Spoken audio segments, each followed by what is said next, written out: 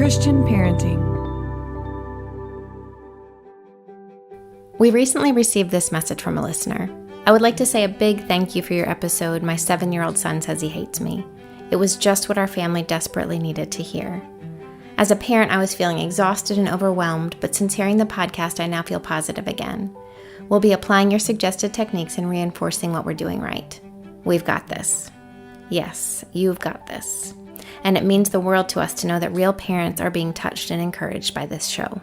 Growing Connected is brought to you in part by our friends and partners over at ChristianParenting.org. They are reaching over 500,000 parents on a monthly basis with podcasts like Growing Connected. Because of the Christian Parenting Podcast Network, we're able to reach families with encouragement that might just help them take that pivotal next step in their parenting journey. So today, if you've been touched by this podcast, please consider making a donation to Christian Parenting. Christian Parenting is 100% donor-funded and relies on listeners like you to support the future creation of parenting resources. When you give today at cpgive.org, your gift will be doubled thanks to a generous donor stepping forward with a $10,000 matching grant. That means your $20 donation becomes $40, your $50 donation becomes $100, and all of this will go to reach parents walking through the same highs and lows of parenting as you, and us too. Hello and welcome to the Growing Connected podcast. My name is Amy Ulrich and I'm here with my husband Jeffrey Ulrich. Jeffrey is a child psychologist and we are parents and authors, and together we've written the book The 6 Needs of Every Child, Empowering Parents and Kids Through the Science of Connection. In my work as a therapist, I see both the joy and the pain families experience in their journey together. We all feel stuck and disconnected at times. So each week we'll consider a question from a parent or a child who needs support. On this week's podcast, we're going to be talking about something that just about every little person goes through, and that is fear of the dark and bedtime struggles. And that means moms and dads, you're going along for that ride as well. Amy, will you read us the question for this week? Sure. I'm hoping you all might have some advice for us. Every night we battle with our 5-year-old daughter about bedtime. We have a routine. We have dinner. She's usually allowed to watch one TV show. Then we go brush teeth, get in bed, and read at least 2 books. She is happy all the way through that routine. But as soon as we turn out the lights and prepare to leave her room, it's all weeping and gnashing of teeth. She wails that she is scared of the dark. We have 2 nightlights in there and leave the hall door open, but that does not calm her down. It's usually so bad that one of us ends up sleeping with her every night because she will wake up screaming if she's alone. She says she's scared of the shadows, but she can't articulate anything else that she might be scared of, just scared of the dark, and she does not want to sleep alone. We don't know if we are being manipulated or if she's truly scared of the dark. We want her to be comfortable sleeping on her own. Do you have any tips about how to make our bedtime experience better? I can just remember getting to nighttime and just wanting to be able to go to bed. Yeah, bedtime is such a hard time because everyone's exhausted. Yep. Emotions are running high, and I'll just speak for myself, I needed a break. Yeah. I just needed a break. And it would be so hard because sometimes we'd have a really good day together. Right. Just like this letter writer is experiencing, like there's happiness all the way through the routine, and then just right there at the end you think, oh, I'm moments away, and then boom. No. Oh my gosh. And you're like an hour, 2 hours later, and you're looking at the clock, counting the minutes of lost time, being able to connect with your spouse or just have some downtime, watch a show, or just go to bed. And it's not happening. Yeah. And it's hard. So there are important things to know about what kids are going through and what makes it so hard, and knowing that things that you can do to make it go more smoothly. But I want to address one of the questions in this reader's, which is that feeling or a sense that you're being played. Mm-hmm. And not being sure if there's really something there. Right. She said, are we being manipulated? Yeah, that's right. And I can almost guarantee she's not manipulating you. Our children don't manipulate us. They're responding to real things going on in them that often they can't fully understand or describe. And it's our job to help them make sense of it and develop a plan so that it will go better for everybody. Mm-hmm. And that's what this mom is looking for. But that place, that emotional place of getting in your head, oh my gosh, my kid is playing me, is a hard place to land, because it generally doesn't go well from there once you're entertaining that idea. Yeah, and sometimes things can get so extreme with our kids that it's hard not to feel that way. All of our buttons get pushed. That's part of the attachment relationship, right? Yeah. We know each other so well that we all know how to push each other's buttons. Right. And it's crazy making. Yeah. So this mom has got a kid on the younger side. And look, I see kids with nighttime, bedtime issues well into the pre-adolescent period. So it's not unique to this time. But this is an age 3, 4, 5, 6, 7, 8 in there that is particularly normal experience for kids to start freaking out about bedtime and fears of the dark and shadows and monsters under your bed. And part of that is just the imaginative mind of children at that age, where the boundary between reality and imagination is very thin. And so their experience of what is really the case is different than ours, which makes it a magical time. We think about other ways in which we enter into these imaginative spaces where they're little kids, and it's wonderful. But this is the dark side of that. Yeah, and it's probably not the best thing to do to say, there's nothing to be scared of. Oh, and that's where we go, right? It's like, I'm looking in your closet. See, there's nothing there. We're going to look under the bed. There's nothing there. They're like, but as soon as you walk out that door. Right, because their reality is so imagination driven. Right. So generally, at that younger age, when it's imagination driven, the rational explanations tend to just lead to more frustration. What I want this mom and all moms and dads out there understanding, because it does help with our own sense of mastery of the situation, just understanding how we're wired. This is our attachment system. So human beings are not wired to go to sleep alone. We are social beings. And remember, the attachment system is about, first and foremost, survival.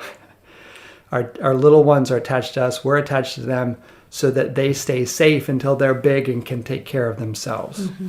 And so that keeps us close. That keeps us monitoring each other. And it's in that monitoring and being seen, I know you're there and I'm here and we are both monitoring together, that I can feel safe. Well, the dark is wired into us as a time of danger. That's when humans in the wild get eaten by big cats.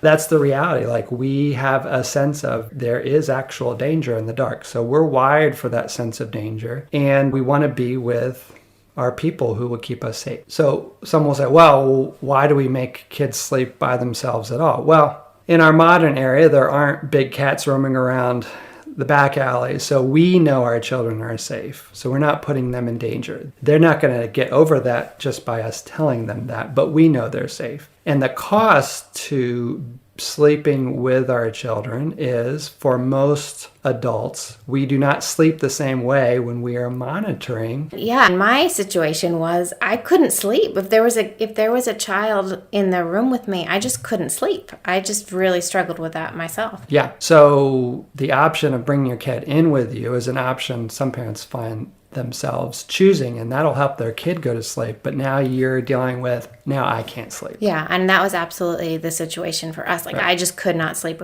if a kid was in the room. Yeah, and that's a cost to our relationship later on. When I wake up the next day, I'm tired, and then I'm cranky and irritable, and that doesn't go well for my child. Right. So. And we've heard from so many people over the years about the stress that this puts on our relationships with our spouses as well. Not having any alone time or space to connect together can be really hard. So in our modern context, it is reasonable to say, I'm going to help my kid through this challenge of sleeping alone. But it is a challenge that's wired deep into them to resist. But we can help them with that challenge. We can start from that place of, oh, I need to help you feel safe going to sleep. So what are the range of options? Now, that's going to depend on each of us and our context. But for instance, with some families, I say, okay, what can your kid tolerate as a middle distance between staying with you, going to bed with you, having you at their side, and them being all alone in the dark in their bed? There are a lot of points between that option and being in bed with me and sleeping with you. And that's something that struck me about this letter too, because she's talking about as soon as we turn out the lights and prepare to leave her room, and that they have night lights and they leave on the light in the hallway. But you were the one who said, with one of our guys struggled the most with sleep, you said, well, let's just leave the lights on. And that just was something that had never occurred to me. I just didn't think that it's a good idea to sleep with the lights on. There was something like, no, that's a really bad idea. But that was the only thing that let him actually sleep. Yeah. And so there's a concept we call in psychology called shaping. So what shaping is let's say at the end of the day, being able to sleep in the dark by yourself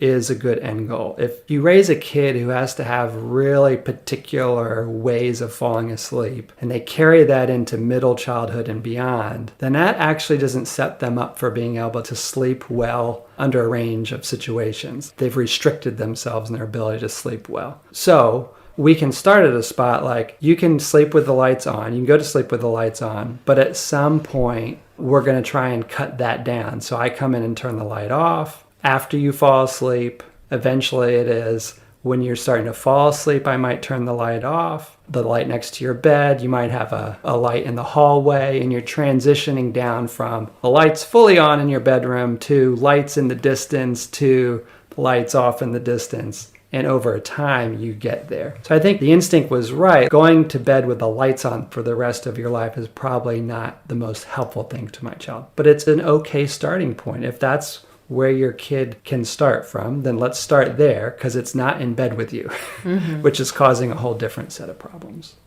Really, the options are limitless to your imagination. Another example that's worked for some families would be, okay, it's like they want to be closer to you. That's like the big thing. And so setting up stations between the bed and being right next to you, wherever that is in the house. One of our kids, I think I set up the mattress in their doorway. So they're right there. They can hear me down the hallway or us talking. The lights are on. And from there, they could read their book and then fall asleep. And that was fine for a season. But that wasn't the end point. That was just a way station to moving eventually back to your bed, lights out. And that will happen over time. Some of our kids, well, most kids, in fact, love to build forts. There's a reason for that.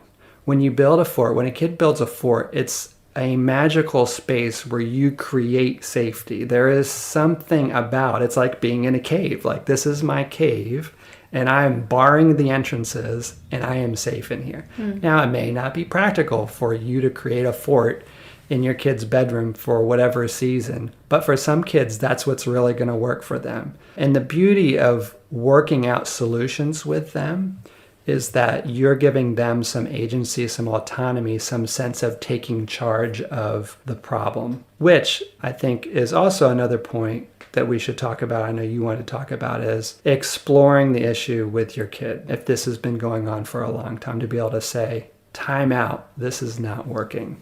That's right. Something that has been so important for me to understand is the idea of our children's brains are developing and growing, and they're just simply not capable of seeing things the way that we can with our fully developed adult brains. And so we talk in the book about the importance of mapping things out. We can guess with high likelihood that if bedtime has been a problem for the last however many days, it will also be a problem at night, that particular night that we're thinking about the problem. So instead of getting to that point and having the emotions of the moment when we're all so tired and we're all stressed about what's about to happen really creep up and grab us, we as grown-ups can say ahead of time, let's talk about bedtime in a time when they're rested, they haven't been just gotten off a screen, they've had a snack, everybody's kind of feeling all right and doing all right. We can pick a time ahead of bedtime in the afternoon and say, you know what, we've been really having a hard time with bedtime lately, haven't we? What do you think is happening there? Because if there's an ongoing issue, I've found that we benefit from getting curious with our kids about what is that and inviting them in, like you said, to help figure out the solutions. And I feel like through curious questions with our kids, we have found out so many things about their lives, about what's happening either in their imaginations or in their real lives, things that we never would have known and we might not have gotten to if we had just kind of let the emotion of the moment carry us to that place of exhaustion or frustration in bedtime itself. Yeah, what you're talking about there, mapping out ahead of time what's going to happen, is really important for our kids brains, because in the moment, they're going to be driven by their emotions. And if they're jacked up or anxious or whatever they are, and then you're trying to have a conversation with them, usually that's not going to be productive. So that's really valuable to anticipate it ahead of time. They know what's coming. This is not a surprise. Right. And I think that it helps in that to put a little buffer in there. Say, I want to be able to talk with you about your day. I want to lie quietly with you. I want bedtime to be a good time. So they know that you're not, you don't want to battle your child. That's not the intention. You do want to connect. Say, I want bedtime to be a time where we can really enjoy being together. We love each other so much. It makes me sad when it's so hard for you. I don't like to see you struggle. So let's figure this out. And I think that does speak to what you've talked a lot about with kids also like to connect. They like to reconnect, and kids of all ages like that bedtime to be reconnection time. Yeah, what you're talking about kind of moves into this other bit about bedtime routines is often our kids don't want to talk to us about their day during the day. They want to get on with it. And over, we have sought to have a connection time at bedtime. A lot of parents value doing that, but that is often the time that kids want to reconnect with us and want to open up things that they were too busy or distracted to do during the day. Now, if as a parent, if I'm not prepared to really sit and listen and be curious about what's going on for my kid, I can grow frustrated because I just want to get this over with and move on to my time. So in those cases, and this is especially true for older kids, building that in, recognizing, hey, buddy, I really do want to connect with you. At the end of the day, that's a special time for me too. We're going to have to move up getting ready for bed, though, a little bit so that we can have that time rather than getting right up to that bedtime, which so many kids do, especially older ones. And then you want them to jump right to sleep, and that's not likely to happen. And that's a good place to also keep in mind the practical point of our routines up to bedtime actually do play a large role in transitioning to sleep for our kids. This mom here has a very nice routine in place, it sounds like.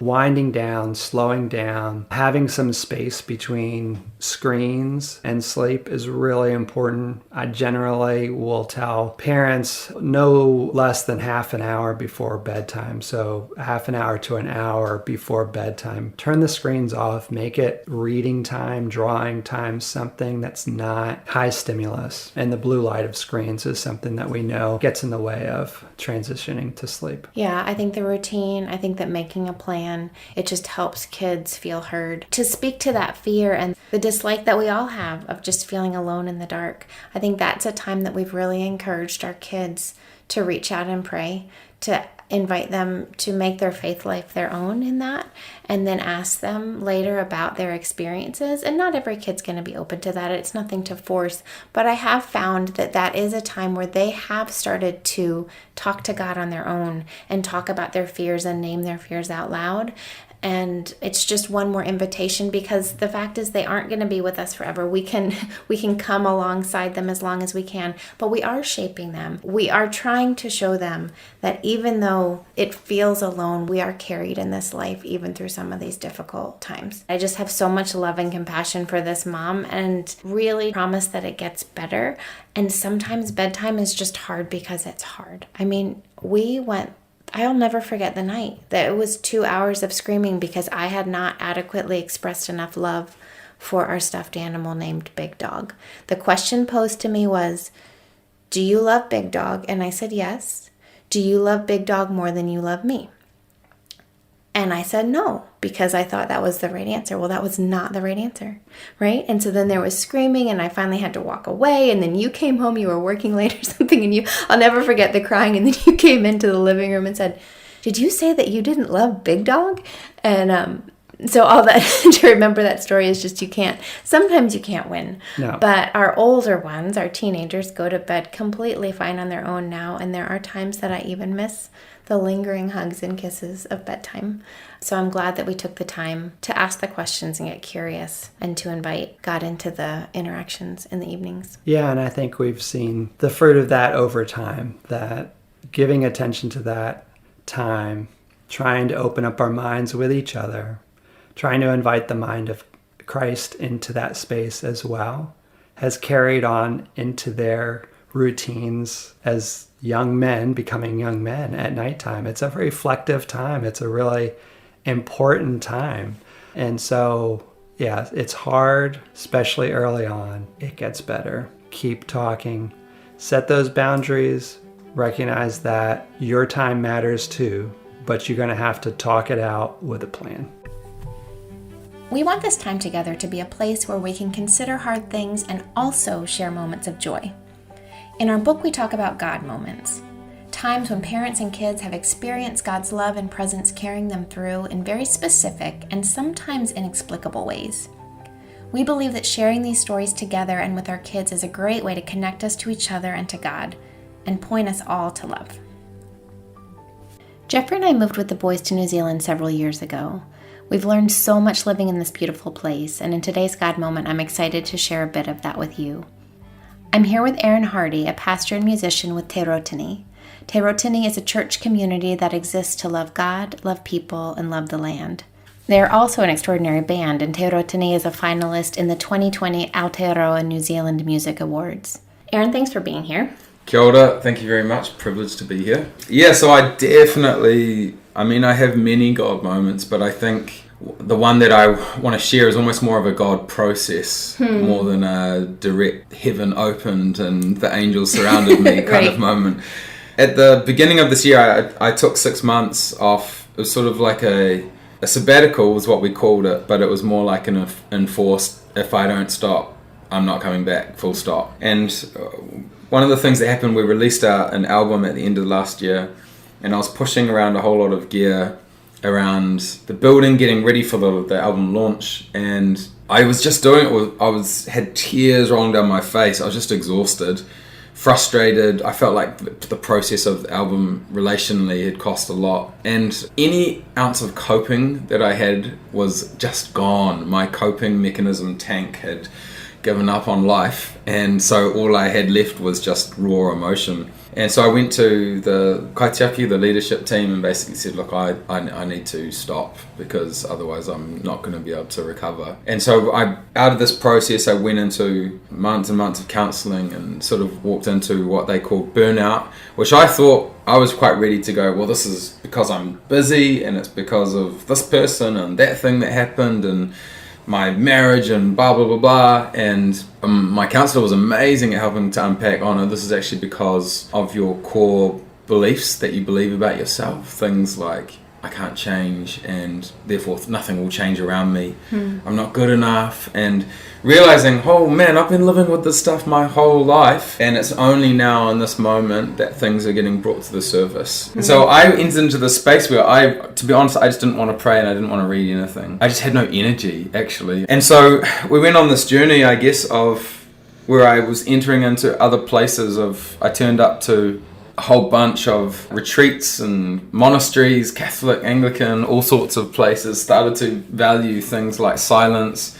And I started to feel like I don't even have any energy to pray with my mouth. I'm just going to read stuff. I'm going to read someone else's prayers in the hope that old faith restores my soul. And I guess my moment in all of this is that I felt like God never left me when my insides felt just dark and yuck. I struggled with that immensely, of feeling like, what do I do now that I can't function my way into pleasing God? You know, such a bad theology. But I'd gotten so used to that when my world was collapsing, I could still function, I could still lead, I could still make music, I could still do these things that helped me almost elevate myself out of grief or out of rubbish, out of yuckness, whatever it was. And so to get to this point where I wasn't able to elevate myself at all, in fact, it was only God was going to be able to do anything inside of me, was in hindsight as a joy, but in the midst of it was not the funnest period of my life, right. You know,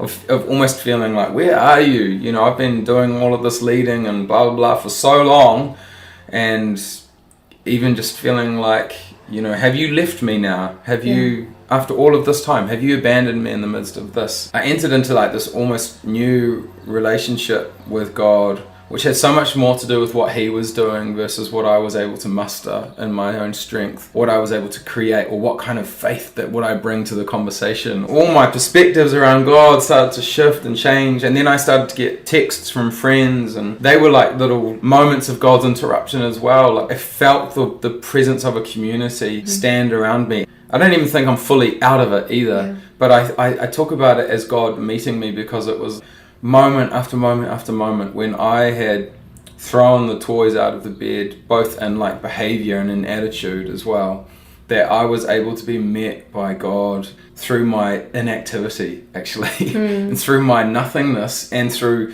the love of friends who had cared enough to pray for me, through the love and the faithfulness of people that had entered into monasteries and had created a safe space. And all of a sudden, here I am, standing almost in the bigness of God's community as a whole, like the church and all these different things, his creation, and I have nothing to bring to it. Well, that was my feeling, and yet God still saw value in me to bring some sort of restoration to me. And I began to love and trust God again as I realized that my inactivity was not something to disconnect me from God. In fact, in scripture, it talks about that God resurrected Jesus. It doesn't say that Jesus resurrected himself. It says God resurrected Jesus. And so I loved that thought. That was almost like a message to all humanity, that our responsibility is to die willingly, and he will be in charge of our resurrection.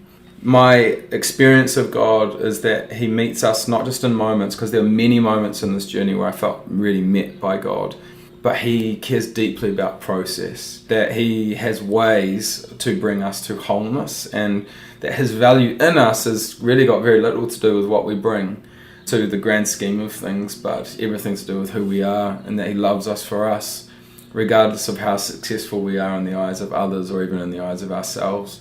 So I learned to see God's value in me, which then has actually changed the way I've worked out of that completely, because all of a sudden I'm not trying to strive to complete something on his behalf, but I'm just wanting to be his kid and walk in relationship with God and see what he's doing and see what we can be doing together, which changes everything. It changes everything. I love that so much. And so I just pray for that God process for those people who are listening right now, that God would meet you in moments through the dark times. It doesn't mean that everything gets better in these moments, but that you would feel carried and loved. And I wonder, Erin, you just shared a song with me before we started recording, and I love the words and the translation of it. Would you mind sharing it again? Sure. So this is an old Te Reo Māori song, and the words basically mean this. It means that we stand united through peace, or through compassion. We stand united through strength, and we do all of this through the love of God that binds us. So it goes like this. Tūtahi tātou e I runga I te rangi Māori e Tū kaha tātou e Ma te aroha e pai here Ma te aroha e pai here. Thank you. Kia ora. We'll link to some of Te Rautini's songs on growingconnected.com, and want to close out our final episode of this season with one of our favorites, Aroha. We hope you'll experience it as a gift the way we have. Jeffrey and I are grateful to have you as listeners here with us. Please subscribe and share, and we'll look forward to connecting again in Season 2. Kia mau ki te whakapono Kia mau ki te aroha Kia mau ki te ture o te whenua Hei aha te aha Karere te tika Me he awa Karere te pono Anō nei ko te manawa whenua If love is found in a people peace will come to the land. Let love be found in this people. Arohamai, Arohaatu. Oh.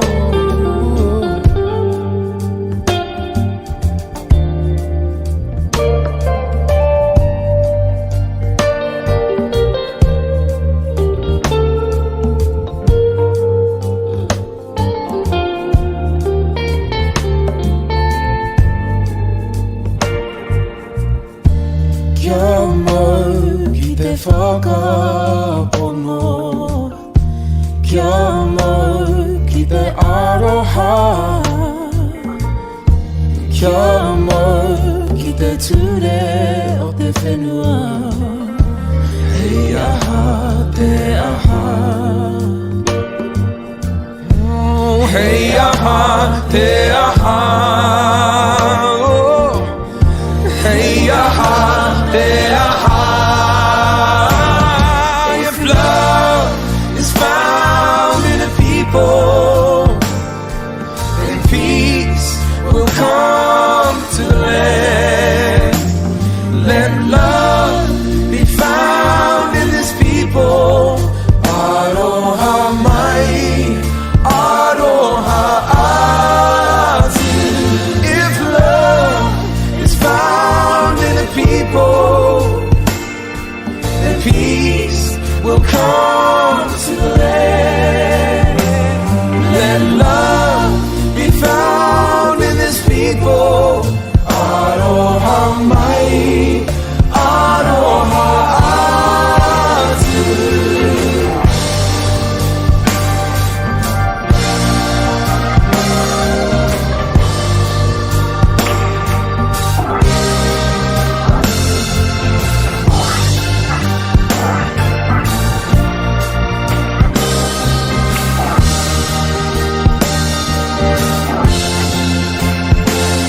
If love, then peace, then love.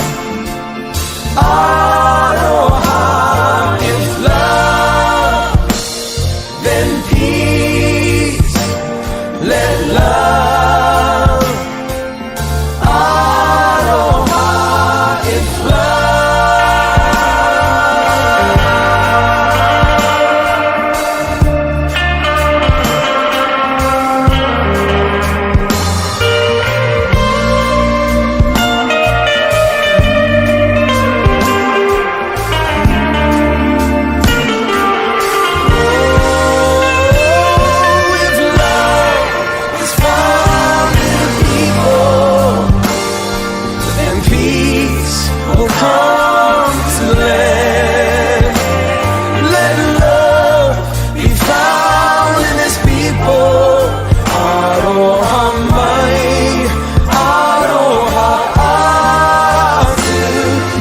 Love